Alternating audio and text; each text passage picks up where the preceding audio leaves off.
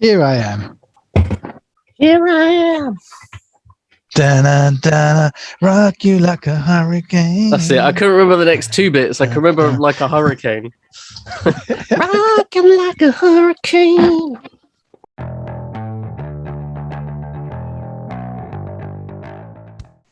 Hello and welcome to another episode of What a Load of Dribble. We are a football podcast. I'm Boycie and this is Sly.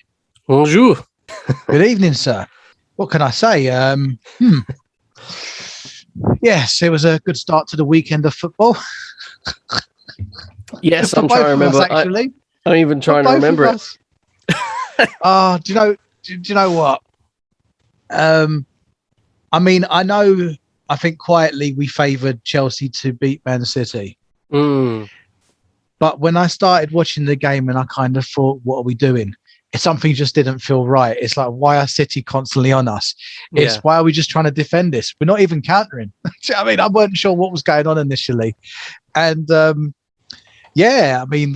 blimey, I can't really say much good about Chelsea. We didn't really seem to try anything. I think the last 20 minutes they started having a go. And I was just like, what the fuck, man? It's like the whole game you've been sitting back trying to defend. Man City have just been taking the game to you, barely letting us get out of our area, and suddenly we're having that attack. Do you think that there was a plan where they were going to be defensive like that, and then waiting for certain kinds of triggers from City? So obviously not just a general counter attack, but they were waiting for something to happen that didn't happen. So it ended up being like that, and then panicking at the last minute. Yeah, exactly that. Because, even from all the talk, the chat afterwards, from the panels and that, everyone felt the same thing. Any report you read, everyone says he just got it so wrong. Whatever he tried to do.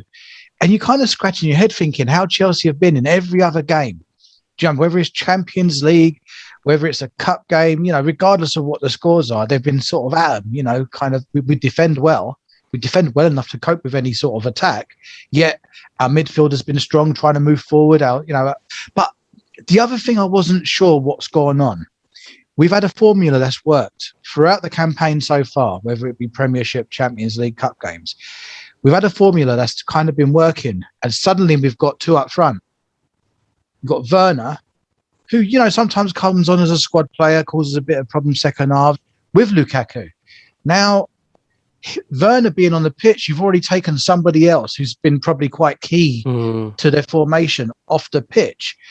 And you've put somebody who generally hasn't been scoring well, might assist a bit here and there, but hasn't been. And funny enough, Lukaku wasn't that in it. And was that because he wasn't that main man getting fed by everyone else, or that main man taking away defenders? So other people can come in and score. But I don't know. It just felt like the formula changed completely. And I just didn't get it. I just didn't understand what was kind of going on with it. And it just confused. Yeah, I don't know what else to say about that. It just kind of baffled me, really. Watched the game. City deserved the win. I mean, there's no doubt about that. I'm not going to suddenly turn around and say, "Oh, do you know what? City are definitely favourite for the cup now." Favourite for the league. Can still drop points. It's just disappointing. Chelsea just didn't. We just didn't turn up. What should have or could have been. Do you think there was not too much respect from Tuchel for Pep, or worrying exactly what we know that City can do? Do you think there was some of that, or do you think that it may have been? But Pep never had that same respect back. Pep come there with a goal to win. Yeah, I mean, he's only ever got one plan. He doesn't have a plan B, Pep. So if it doesn't go to plan, they lose. I like that. Just a plan A, no plan B needed. And in his defence, it's effective. It's been effective at Barcelona and at City. Yeah, it's a strange one. It was a weekend of results where, again, it's the same four teams at the top. Obviously, Liverpool got the most points at the moment at time of recording. When they beat, who did they beat? Yeah, I don't have. Brentford. Oh, it was a thriller. I've not seen I've still got the highlights to watch, believe it or not. But it was a free thriller. I want to see it. I'm going to see it as soon as I've got a moment without the wife and the kid around me. It's just been again busy with them. Yeah. I want to sort of watch. I do want to watch some of the highlights because there was a 2-2 Leicester Burnley. I mean, it was a bit of a goal fest. I need to see the highlights, and I will do. We're a podcast. I will be watching these. Yeah, and But, when we say they're ahead of everyone else, I mean, it's literally 1 point from a draw. But, 6 goals in one game. I mean, just as a football fan, that's the kind of game you want to watch because it sounds so exciting. It does. That's why I want to go back and sort of I will revisit that. Yeah. But anyway, coming away from that, hey, listen, if Brighton beat Palace, they could have gone top. But yeah, I mean, as far as Chelsea City, I just feel it was really disappointing. You know, it's a shame that we never really had a go at it. It would have been nice. Listen, if we had a go at it and lost, fair enough. But we didn't. It's just like, come to our ground and attack us. It's like, nah, it's just, it I suppose in terms of goal difference, at least it wasn't a thrashing. It was only the one goal, wasn't it, really? So. I mean, you know, one thing, our defence does kind of work to a degree. So, you know, it's a decent defence still. And the fact that they couldn't break us down any more than that, but they still had their chances, you know. But hey, yeah, well done, City. Yeah, another very strange victory, or maybe not so strange for some people, was Arsenal thrashing Spurs 3-0.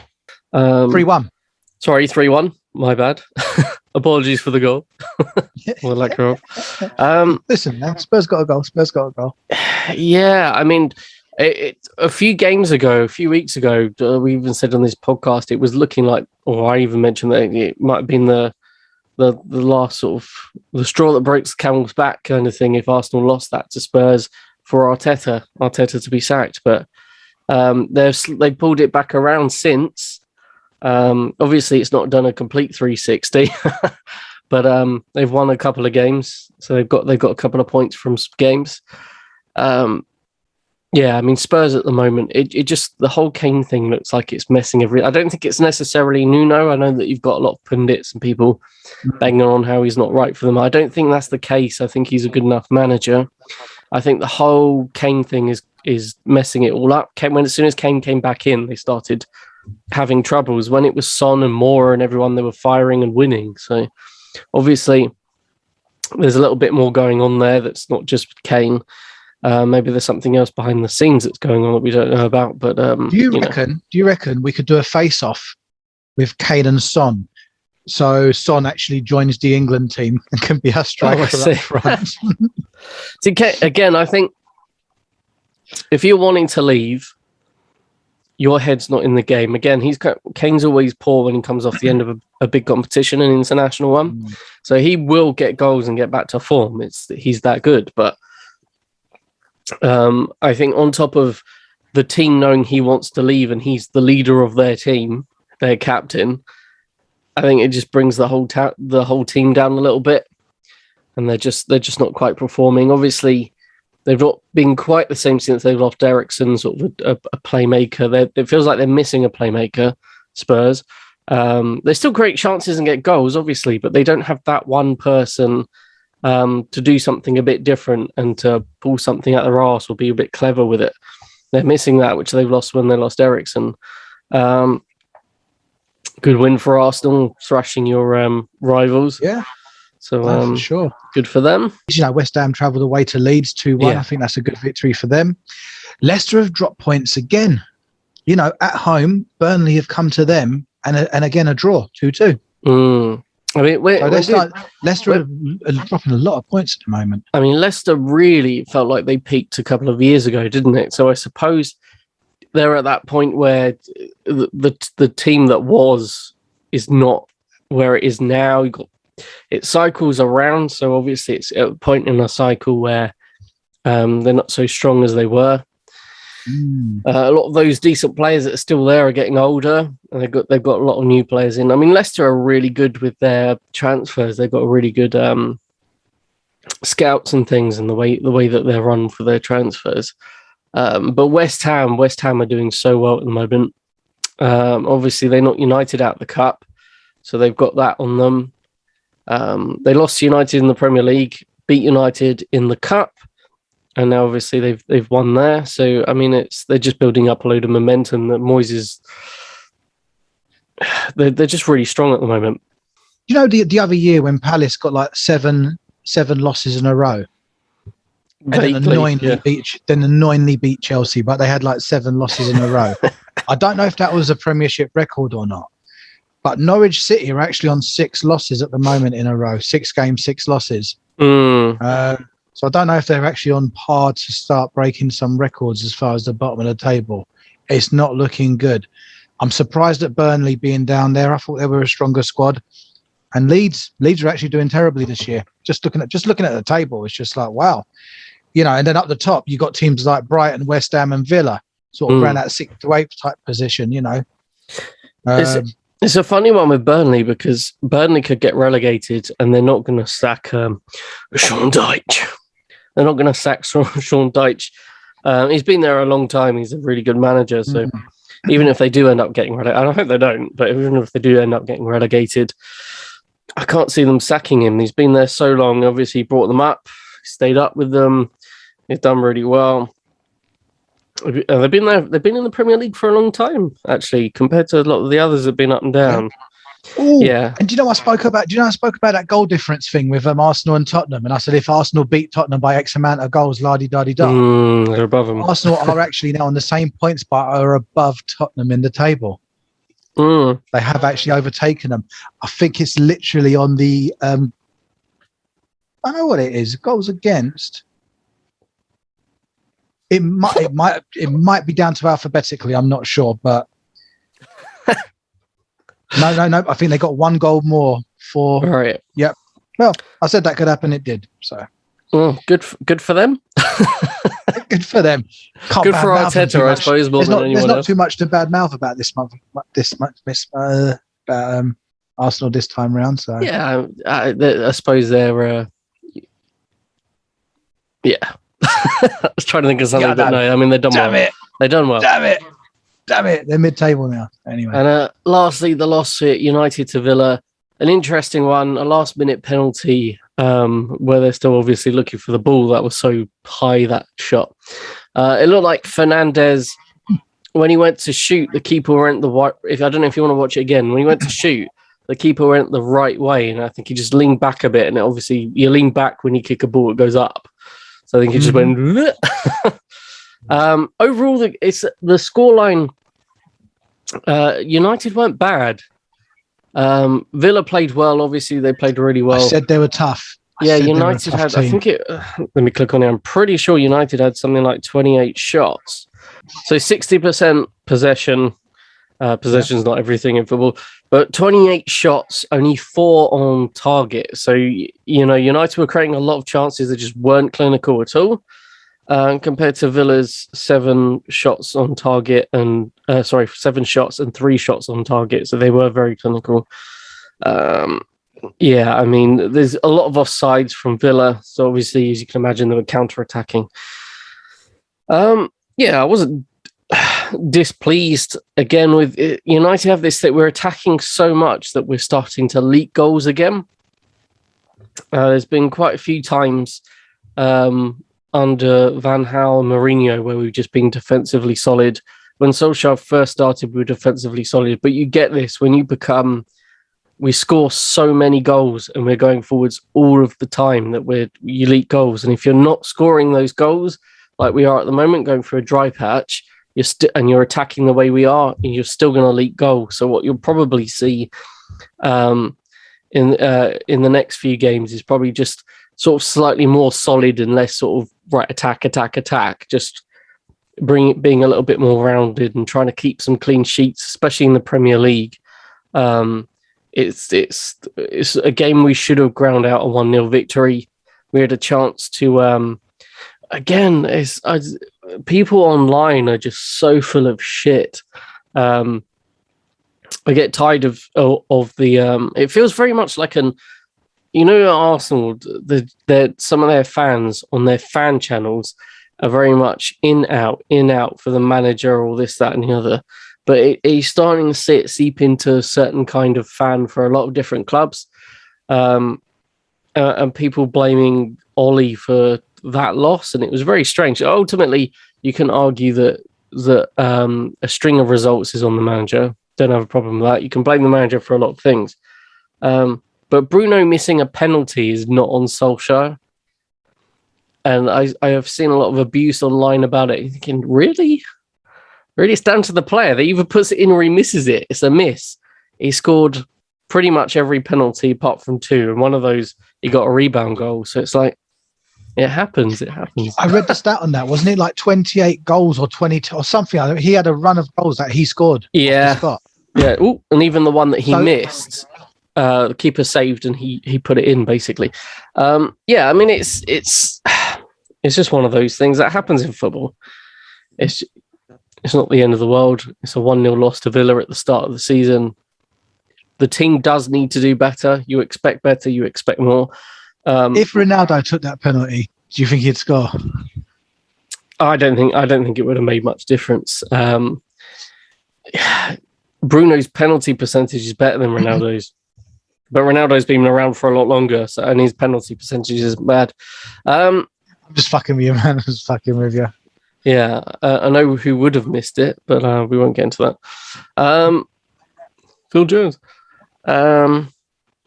Yeah, I mean, Wan-Bissaka had a good game. I'm trying to remember now because at time of recording, has there been a football match since? No, this was the weekend. I lie. Yeah, I know. What's happened since then? Yeah, there's a lot of stuff that's happened outside of the channel since then. Yeah, Wan-Bissaka had a good game. Fernandez was all right, I think, if I recall. Yeah, I mean, it just need to do better, really. That's where we are with that, really. There's no other way around it. Should be doing better. Right. So upcoming games. Who have Chelsea got? I predict 3-1 to the other team. You know what? Honestly, on this one, I would actually say a genuine 3-1. But I don't want to be seeing no nonsense up front. I want a formula that has been working for Chelsea, so why change it? So we're playing Southampton. Right. And I believe we're at home, if I remember sort of seeing that. Yep, we're at home. It's a 3:00 game. One person who may not be playing, and I don't know if this is going to lead to disaster, but because at time of recording, Chelsea are taking on Juventus tomorrow. Okay? And already there's no Kante. Yeah, but we're talking about Juventus that's... No. The worst it's been for a while. The reason Kante's not on is because he's tested positive for COVID. Right, okay. So I'm kind of hoping that this is not something that's going to suddenly spread like wildfire through the squad. Teams have been very good at stopping that from spreading when one or two players get it from getting really far into the team. So I don't know if they're doing that because they're training in pods most of the time or what. I know when I've seen United train, they're not always all bunched together. So I don't know whether whether Chelsea have any precautions and things like that. So you never know. You never know. I hope not. I'm reckoning. Obviously, there's no point talking too much about Juventus game because it's happened when this video's come out. I think 2-1 Chelsea to Southampton. I think, although Southampton... 2-1 Chelsea against Southampton. Although Southampton opened themselves up a lot, I think Tuchel's going to be a little bit... I don't want to concede too many goals. So I think he might hold the team back a little bit, but still obviously get the win. I mean, if he wants the title, you're going to have to beat him. So this is true. I don't think anyone's expecting a surprise win there. I don't think. Well, surely not. I mean, again, Lukaku up front, Mendy in goal. We've got our defence, midfield. He's got many choices. It's almost like I'm at a point where you got the game tomorrow. I don't know how he's going to rotate the team. Yeah, I don't know if there's going to be any injuries. So it's actually quite hard for me to predict the team. I mean, you got the general background. Yeah, I mean, got your Havertz because we're recording this at the start of the week. It's so much harder to know. It is, especially that there's a game in between now and then as well. Anyway, I still think we'll win it by a couple of goals.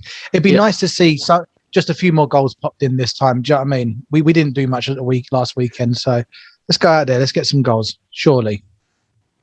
Yeah, I mean, Southampton are very good at attacking at the moment as well. So I wonder if he's going to be a little bit cautious about being too open at the back when going forwards. I'm pretty sure, was it Southampton that come to Chelsea and they scored like in 7 seconds or something? It was like, who was the player? I can't remember his name. It's not BT, was it? It rings a bell. You know what I'm saying? That it's like literally it was kickoff and they just like ran up and scored a goal. It was just like, BT, there's an old name drop that I haven't heard for ages. Was he Southampton? He did play for Southampton, yeah. He might play for other clubs as well. Yeah, it was number 9. Yeah, no, I got a feeling it was him. He just ran up and scored. It's like, you fucker, man. But yeah, I don't know if they got that sort of, if that's going to happen this time. But yeah, hopefully not. So United are playing Everton. And I'm not sure about, again, because we're recording at the start of the week, I don't know about injuries for Everton or anything that's cropped up against Villarreal for United. But obviously, they got Richarlison,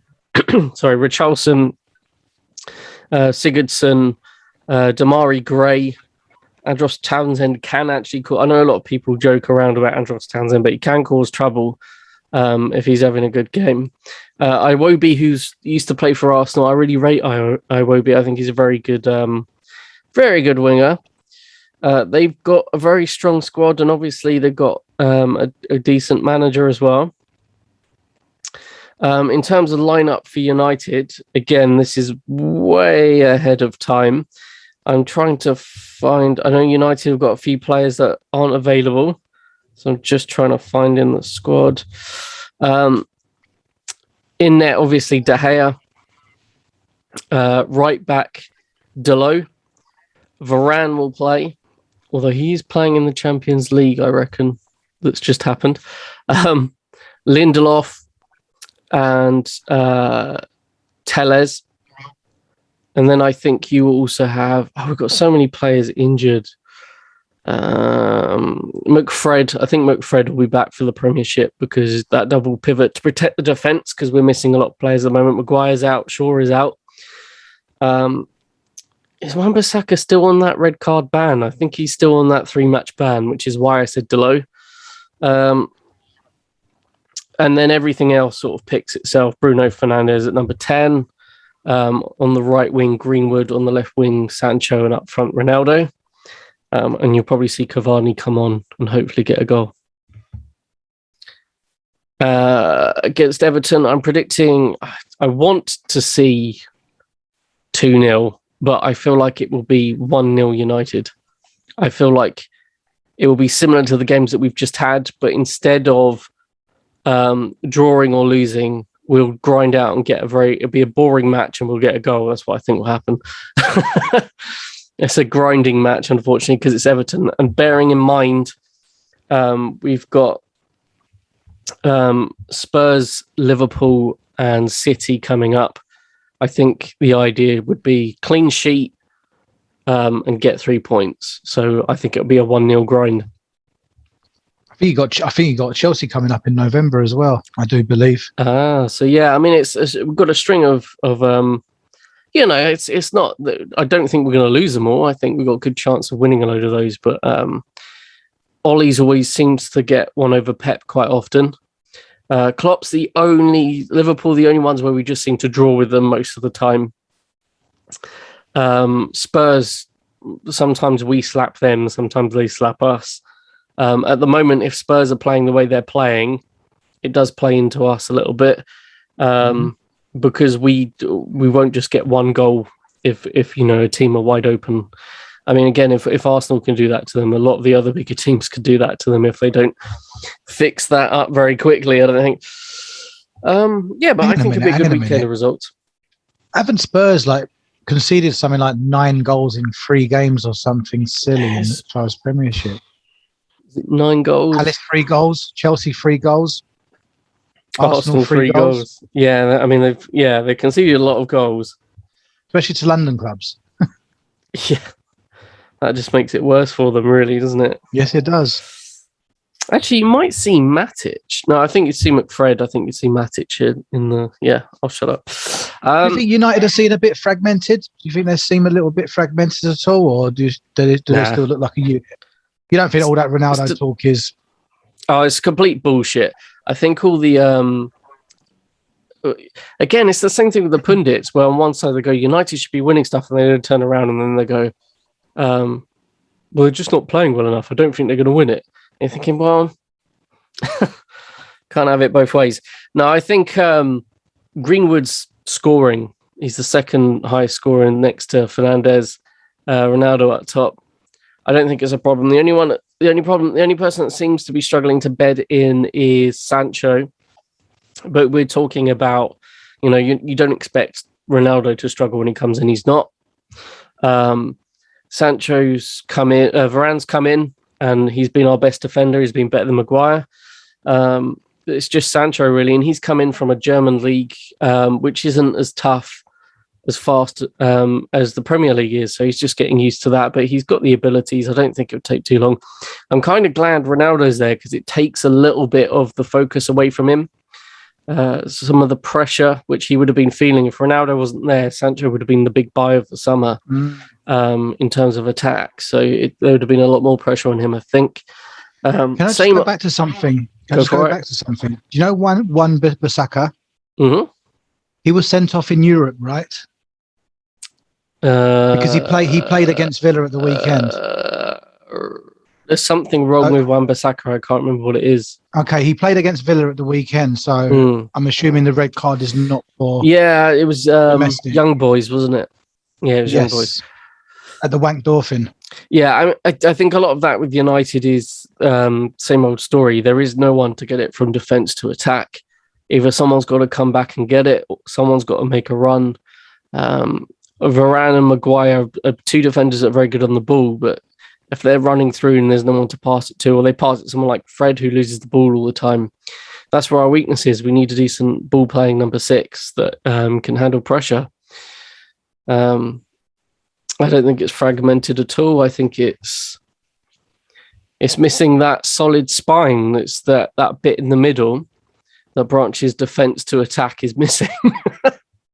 Yep. Unfortunately, it was either that or Ronaldo by the sounds of it. So, at least Ronaldo's going to get you goals. You could argue that if you'd gone for a number 6, maybe the team would have been a bit more well-rounded. But then I also would argue that position's up for grabs. You've got McTominay who could learn to be a number 6. He's a number 8. Or you've got Van der Beek. Oh, I'm not convinced. He's one of the reasons why we lost a goal against West Ham. He was playing in that sort of number 6 position next to where Pogba would play next to Fred, but he was playing next to Matic, and they got away from him, and because he was out of position, and he was part of the, it's ultimately it's the team, but big up fault for that. So I don't think he's quite ready, even though he's played for Ajax at number 6. Mm-hmm. Again, why don't you try and make that your position? You're arguing, loads of people are saying he should be played. That's one position United need. If you say you've done that at Ajax, go and make it your own. It's only yours to break through into, And Shaw's not playing well either. He always does this. Whenever he's got a new contract or there's a big World Cup competition or something. I know there's a World Cup competition coming up, but that means he probably won't play well until January. He always then plays really well. So he wasn't playing Christmas all season. Christmas period is so important. Yeah. 3-4 games, you need to be winning them. Yeah, and he wasn't playing well enough at that point last season. It's only the last quarter of the last season or the last third, you could argue that he was playing any very well. Maguire's not on point either. So, the team's just not sharp enough. I think some of those players need some more games. And we've got an international break coming up again, which you could argue is a good or a bad thing, depending on who. Yes. Funnily enough, Liverpool... the African Nations Cup is in January. It's not January or February. Yep, that's correct. That's going to affect Liverpool a lot because obviously they've got a lot of players that are going to want to compete in that. Yeah, so you might see Liverpool tail off around that time, and then what you might see is Liverpool, right near the top until Christmas, and then just after Christmas, see them drop down to about 3rd or 4th. That's the sort of a prediction I'm having, but get to see, I suppose. But yeah. Well, talking about Liverpool, that is one particular big game on Sunday at 4:30. Liverpool City. Yeah. I mean, this needs to be a draw for anyone else at the top. Ideally. You don't want Liverpool getting any further away, and you don't want City taking all points. Yeah, I think City can run at any point. City can run away with it. They just have the team to do that. And Liverpool could get a string of results together, and again, be at a point where it doesn't matter if they lose a few games in January or whatever for the reasons mentioned, because they're so far ahead. So, I mean, in terms of us being selfish, I want a draw. A goalless draw would be fantastic, but 1-1 is fine. Listen, I want to see United Everton draw. I want to see Liverpool City draw. Do you know what I mean? I don't think, is there anyone else now? And then let Chelsea beat Southampton. Happy days. I mean, the good thing is, what you can argue is one of those teams, if they don't draw, has to lose. So there's going to be so much leapfrogging over the next few weeks. Yeah, I think so. With all four of those teams, because the points are so close. You're not going to see them dropping till after Christmas and it looking more and more solid. You got West Ham nipping in the bud as well. Nipping at the tails. Yeah, the same old thing. They trail away. Anyone who's not in those four is going to slightly disappear. Do you know what? Everton on the same points. Brighton are on the same points. I mean, you don't expect them to be with the top four all the way along, but there's still other teams. They're all fighting for 5, 6, and 7, aren't they? Really, those two best of the rest, and they're all really good. Don't get me wrong; they're playing very well, and some of them are playing better than expected, especially Brighton. And good on them, and good for the fans, because it's nice when that happens. When you get a surprise, it feels like you've done better than expected. Ooh, Spurs have got Villa. I think Villa are on a high. I'd actually put Villa to win that. The way Spurs have been playing, unless they have this sudden rush of energy and come back, I kind of feel like Villa could score 3 goals. Yeah, again, I don't think Nuno's the problem at Spurs. People keep pointing at it, but I don't think he is. But he will get the sack if he doesn't stop losing, because that's that's the pressure, and Spurs are one of the top 6 really now. It's you've got to be fighting for Champions League. If you keep losing, you're gone. They'll get someone else in. Was it who was it? No, I don't think it was it was I saw a thing about Tottenham fans wanted to get Conte in. So I don't know if he, because he's only likely to do it if he can get a team to challenge, I would have thought, or at least challenge for a cup. So I'm not sure if they could get him in. I've seen some United fans want Conte. Why? I don't get it. It just won't fit anything we're doing. A good manager, don't get me wrong. Very good manager. But lunatic.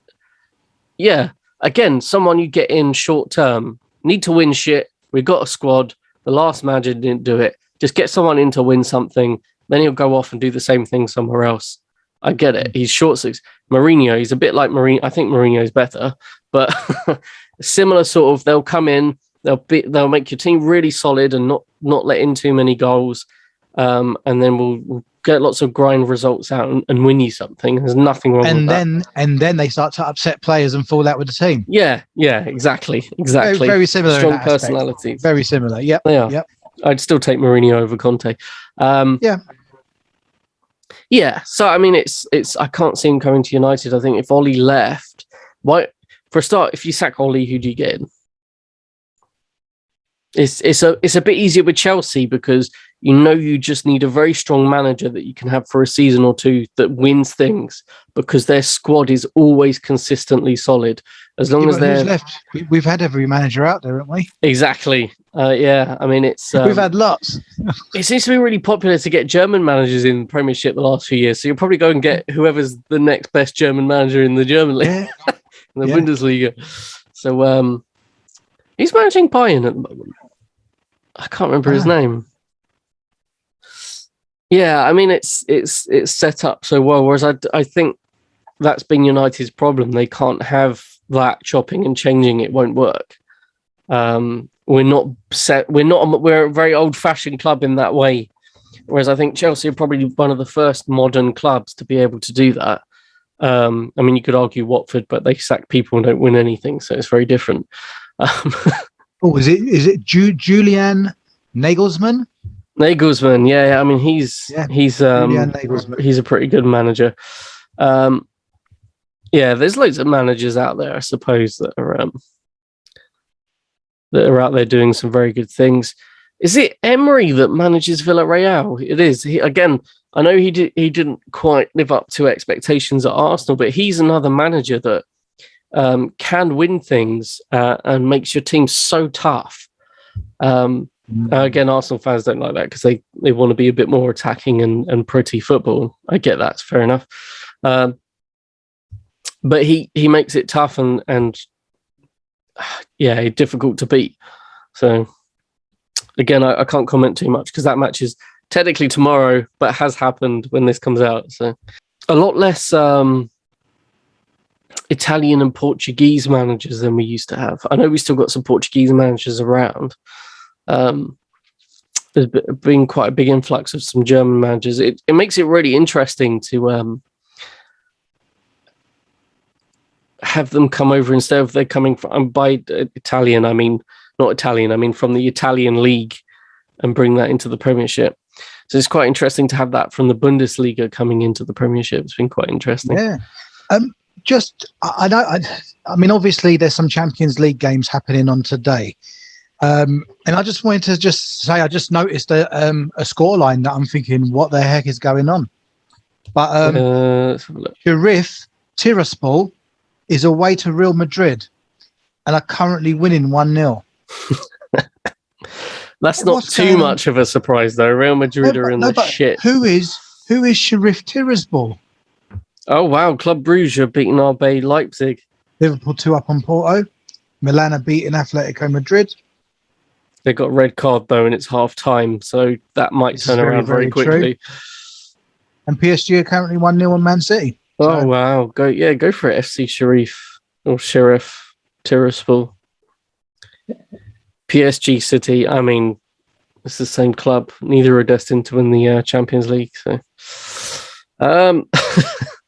I can't think of anything else really else to talk about. No, you know what? It's gonna be the football break after the international break after this weekend. Well, Man are going to be made redundant for the international period. Yeah. Oh dear. As far as Premiership, I don't think there is any until the 16th. I mean, it does mean that any players that need a little bit of a rest get it. Maybe they can do some more intense training if they're not sharp enough for some of those matches. And hopefully that just means we come back to some good football. It also means some players might have to quarantine as well, depending. I saw something about Argentina wanting to pick some players that are, would have to quarantine coming back to the Premiership. Yes, so I suppose the club teams will have to deal with that. I suppose only the big teams, and it's part and parcel of it, really, isn't it? They've always had to deal with people going away and coming in. It's just now they have to deal with them quarantining if it's a red travel zone. Yes, so thank you, everyone. Like, share, and subscribe. You can find Boycie at Boycie's Bricks and Bits. We are at What a Load of DRI on Twitter. I am at SlySR on Twitter. Yes, we shall see you soon in the next one. Thank you for watching. Take care, dude.